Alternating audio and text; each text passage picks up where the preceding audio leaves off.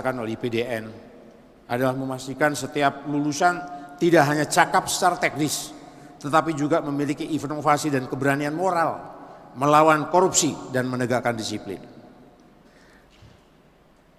Kalau kita bicara korupsi, ini adalah bagian dari negeri ini. Kadang dirasakan tanpa malu-malu. Kita melihat bahkan terbuka, bahkan dibilangnya tahu sama tua, tahu.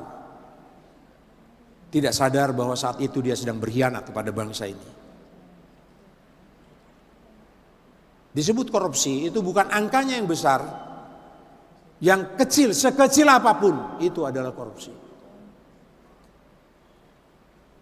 Ini jangan sampai terjadi. Saya ingatkan kepada para praja kelak menjadi pamung praja, jangan mau tergiring di situ. Disitulah yang saya katakan perlu keberanian yang kuat, yang besar dalam rangka menghadapi semacam ini. Tanpa keberanian kalian tidak akan dapat apa-apa. Kalian lulus di sini bekerja sebagai pamung praja di tempat tertentu, kalian tidak mampu mengatasi ini, tidak mampu mengatasi godaan terhadap ini, maka saya katakan percuma kalian 4 tahun dididik di sini. Sayang waktu 4 tahun kalian gunakan hanya untuk sekedar mengikuti apa yang sudah terjadi di situ. Kalian adalah manusia yang disiapkan untuk memberikan pendidikan di lingkungan tugas kalian kelak.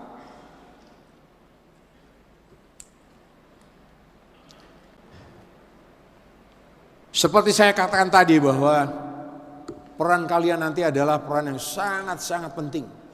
Adalah kalian ujung tombak pemerintahan yang langsung bersentuhan dengan masyarakat di bawah. Serap segala sesuatu yang ada di situ, perbaiki, dan ingat masyarakat kita masih sangat mengharapkan kita. Dan kalian jangan sekali-kali menyakiti hati rakyat.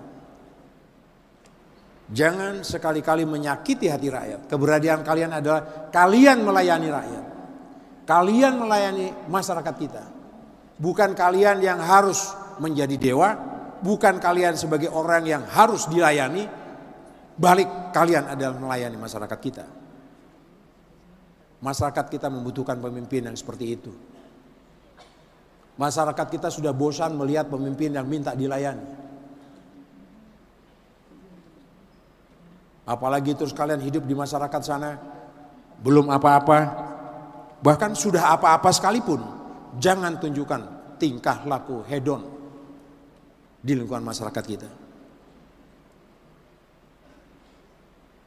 Bukan saatnya dan tidak pantas dilakukan oleh kita sebagai pelayan masyarakat. Saya di lapangan sering melihat, bertemu dengan mungkin senior kalian yang sudah menjadi pamung praja di daerah-daerah terpencil.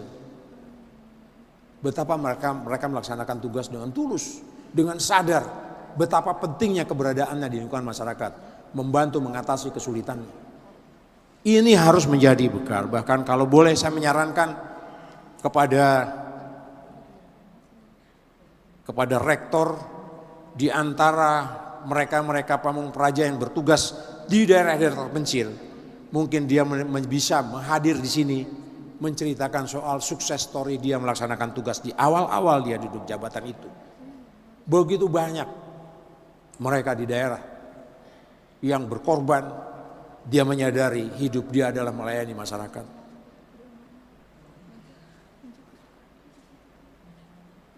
Kalau misalnya kami yang mengatakan itu, mungkin ada senior-senior yang ada sebagai pamung praja dulu, rasanya kurang nendang istilahnya. Tapi kalau anak-anak muda yang pada awal-awal dia berpamung praja dan dianggap punya sukses story di sana, cerita-cerita sukses, cerita-cerita bagaimana tantangan di pedalaman, tantangan pada daerah-daerah yang sulit, bisa dirasakan, bisa disampaikan, bisa turut menyiapkan mental kita, mental para praja ini. Saya yakin yang hadir di sini praja ini pun berasal dari masyarakat-masyarakat yang jauh di pedalaman sana. Justru yang saya khawatir setelah dari pedalaman sana pulang ke sana, pulang lagi kembali ke daerah misalnya, kalian berubah menjadi orang yang harus dilayani. Padahal kalian dididik di sini adalah untuk melayani. Hal yang penting yang ingin saya garis bawahi. Kalian jadi pamung praja, maka kalian akan bertindak atau berada pada posisi sebagai birokrat. Para pemimpin kalian mungkin, para penjabat politik yang nanti akan duduk di tempat itu adalah penjabat politik. Bisa berganti, bisa 5 tahun, bisa berapa tahun, ada periodisasinya. Siapapun menjadi pemimpin di situ, berubah pun di situ, mesinnya adalah birokrasi, biar para birokrat. Mesinnya adalah kalian. Jadi kalau saya istilahkan supirnya berganti, tapi mesinnya masih